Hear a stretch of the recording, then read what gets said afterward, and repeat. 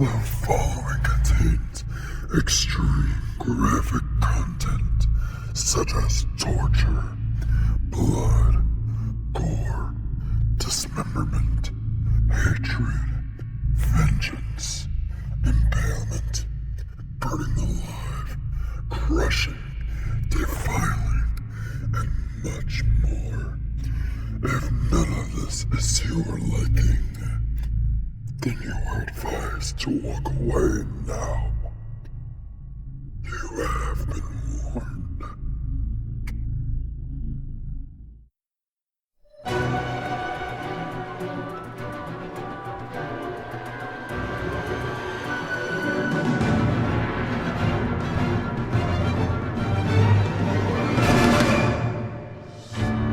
Cheerilee's Garden.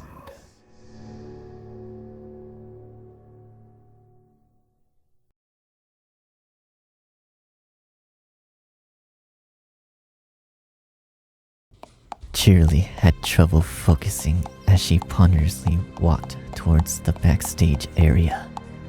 Echoes of her session with the two fillies still bounced around her head, and she reveled in it. The start of that session had been everything she had hoped for, but the middle part had left much to be desired. The ending, however, had made up for all that. And how? She didn't know where they had found the energy or the willpower, but those last screams, the thrashing of their bodies as their flesh melted away, it had all just been so exhilarating. Cheerilee trembled and shook just remembering it. She attempted to walk in a straight line, but she just couldn't quite pull it off. Analyzing her own feelings, she realized the sensations running through her body weren't unlike those she felt during one of the many sexual escapades she had taken part in her wilder years. A little voice at the back of her conscious mind said she ought to be disturbed by this notion, but the dominant part of her psyche was adamant that it was completely normal. After all, those fillies had done unto her a great injustice.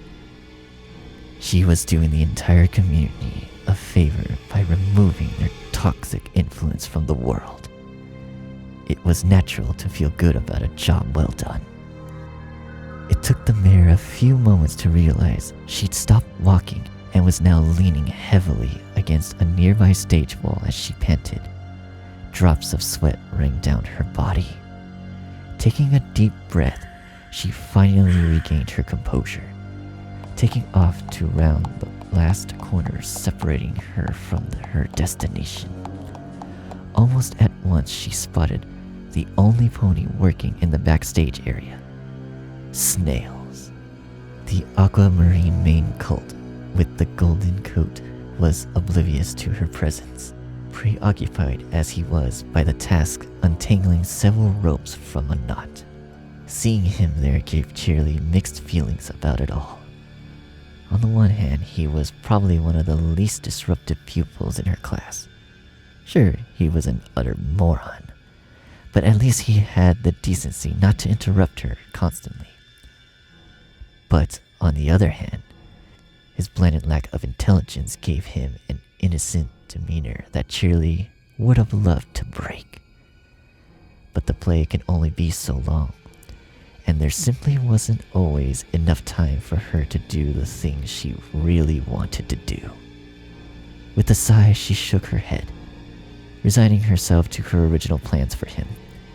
It'd be over far too fast for her taste, but at least she had found some way of connecting him to the events of the play, even back here. Oh, Snails, I think it's time for you to get in position, she called out sweetly. He looked around in confusion. Oh, hey, Miss Cheerilee, he said dorkingly.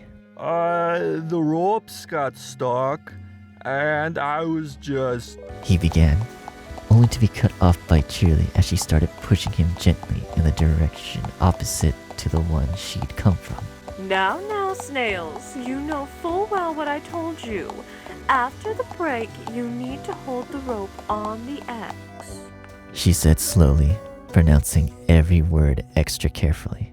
The rope on the X. Snails echoed. Just a few meters ahead, someone had indeed chalked a big white X on the stage floor, and a long, sturdy rope hung down from the ceiling right above it. Snails went to stand on the mark without any hesitation, and took the end of the rope between his teeth. Cheerilee nodded approvingly at him, and his chest swelled up with pride. It almost made Cheerilee feel bad. Almost, but not quite. She put her ear against the thick wall separating the stage from the backstage area, trying to listen in on the scene. She could barely make out two ponies talking to each other, and even though she couldn't understand what they were saying, it did give her a rough idea of the current situation on the stage. For the upteenth time, she had to chastise herself for drawing out her fun too long and veiling in the aftermath of it, as she realized she'd only got there in the nick of time. If she kept that up, she'd mess up sooner or later, and she knew it. She made a mental note to adhere to her schedule more rigorously from there on out, comforted by the fact that she had gotten almost halfway through the show without any major incidents. She closed her eyes as she listened to the sounds reaching her through the wall, her imagination creating the scene inside of her head. She saw Sweetie Belle and Apple Bloom quarrel about what they should do next. She saw the king shoot down every single idea her last remaining knight came up with, and she saw her finally fulminating that enough was enough, and that she needed a good night's rest to mull it all over. She witnessed the king curse the sun for still being so high in the sky, felt her reach for a rope that disappeared somewhere in the darkness above the stage, and watched her pull it down with all her might. And then the sun fell from the sky. As it descended, the technician pony in the box above the tribunes doused most of the lights, while the orchestra started playing loudly. The king's lament had begun. Cheerilee's eyes flew open as soon as she had heard the first notes, her gaze shooting up instantly. The world seemed to slow down to a crawl as the schoolteacher saw a huge spotlight, also known as the sun, come crashing down from the ceiling, exactly above the X she had planted. Snails had spotted it as well, and he tugged on the rope in his mouth desperately, wondering why it didn't work that time. Why it didn't allow him to gently let the spotlight down like it had before. His only conscious thought concerned not letting his teacher and everyone else down during these crucial moments, and so he kept on trying the rope. But it wouldn't budge, and the spotlight did not slow down. Both Cheerilee and Snails lowered their gaze and looked each other in the eye. Cheerilee mouthed the word Goodbye. and broke into a smile, but the actual word itself was lost in the rush of the music. Snails just stared at her in confusion. Why? Why was she smiling? Why was she just standing there? And why wasn't she? The spotlight crashed down onto the cult, small pieces of glass shattering over the floor and flying off into the air as the music hit a crescendo. To Cheerilee, it looked like a slow-motion explosion of tiny, shiny crystals erupted around the younger pony, temporarily hiding him from her eyes. The combination of the orchestral music and the sudden cloud of tiny glass splinters was simply too much for Cheerilee's romantic soul to bear, and she shed a single tear at the beauty of it all. The world finally kicked back into its usual gear as the tiny pieces of glass clattered onto the floor and the orchestra stopped playing. Finally, she could admire the fruits of her labor in the form of Snails' broken body lying underneath the huge spotlight, most of it having been crushed from the middle down. Even his upper torso had hundreds of tiny cuts and lacerations all over it. Although he didn't get directly hit by the falling object there, his normally golden coat was soaked red in many places already. Cheerilee took a few steps forward to admire the way a small pool of blood flowed between the many fragments of glass on the floor, the wannabe crystals crushing noisily under her hooves. As she got closer to the spotlight, she started noticing the smell of burnt flesh impregnating the air, and it seemed to get warmer with every step she took as well. She walked around the other side of the spotlight and finally realized why. Cheerilee had known that spotlights got very hot, of course, but she hadn't expected the thing to retain its heat quite that long. Snails' entire backside was covered in blisters, singed flesh, and smoldering fur, and she noticed that it was still spreading. With a high-pitched hissing sound, a patch of fur on Snails' back suddenly ignited, the small flame dancing around playfully on the pony's back. Cheerilee looked at it with fascination, but did not dare get any closer. She was already uncomfortably warm where she was standing, a meter or two away. The teaching pony gasped in shock as Snails groaned and slowly opened an eye, looking around shakenly, clearly still dazed. Miss Cheerilee, I can't feel my legs. And what smells? He said, as he craned his neck around to look over his shoulder. He immediately saw the small but growing flame, and even he was smart enough to link it to the horrid smell that was assailing his nostrils. Fire! Fire! Miss Cheerilee! Fire! He yelled as he tried to crawl away, thrashing his upper body around wildly in an effort to get loose. Because he was trapped underneath the spotlight, and with his hind legs out of order, the situation was hopeless from the outset.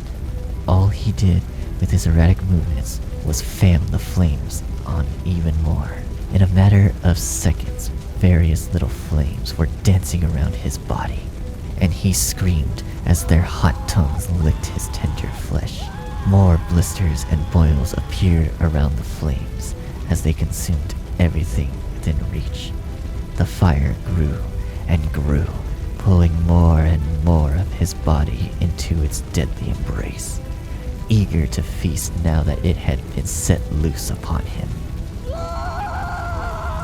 The golden pony cried out as the ember tendrils quickly spread all over his face, his vision immediately taken up almost entirely by the voracious flames. The pain was excruciating, as if thousands of little critters were gnawing on him with hungry teeth, and all water was being drawn from his body at the same time. Cheerilee watched on in awe as the spectacle unfolded before her eyes. She hadn't expected a show at this stage of her plan, but there it was, and it was breathtaking. She noted how several flames were already burning out, leaving his body charred black, cracks and fissures appearing in his dried out flesh as Snails desperately thrashed about. He started hitting himself in the face with his hooves, trying his best to put out the flames burning there. Every hit left deep imprints in his weakened, boiling meat, but the flames would not be conquered. At most, they retreated for a single second, only to come back with a vengeance. Snails screamed in agony once again, and panted with the effort as his life flashed before his eyes. loss of blood competing with the fire to see which of them would kill him first. In the end, the fire won out as superheated air invaded the cult's lungs, singeing him on the inside as his screams stopped. He wheezed for air, every breath like 1,000 daggers forced down his throat. His vision started to get blurry, and black spots sprung up everywhere. Suddenly, by chance, the flames moved away for a moment, and he could barely make out Cheerilee, just standing there, watching. And was she laughing? The cult let out a dry, rasping sound as the flames blew back up into his face, his eyesight giving out as the orange tongues dug in. If he had any strength left, he might have screamed the moment his eyes puffed and melted away, flames immediately claiming his now empty eye sockets for themselves and licking the inside of his skull. But he was already too far gone. Cheerilee coughed and sneezed a few times. The smell had gotten too much, even for her taste. But she continued watching as the lifeless husks formerly known as Snails burnt out. A little voice at the back of her head asked if she oughtn't find some water in case anything else caught on fire. But she was too mesmerized by the flames to care at that point. She finally snapped out of her fascination when the last of the flames died out, leaving only a blackened form roughly reminiscent of a pony in its wake. Panic hit her like a truck when she realized what she had just done. She drifted from her schedule, mere moments after she promised herself not to do just that. She mentally hit herself over the head as she racked her brain trying to remember where she was supposed to have gone instead of staring at the pretty fire. And the answer calmed her down quite a bit. She'd only have to skip leaving Snip's costume for the final scene, which was different from the one he had been wearing so far. In the right place for him, she shrugged. He could probably find it himself that one time. He knew where she kept it. It wouldn't be a problem. She laughed softly as she went down some stairs to get beneath the stage, and then headed for the prompts corner. For a moment there, she thought she'd really messed up, but there was only 3 left to go now. She was still firmly in control. Nothing would go wrong tonight. Nothing at all.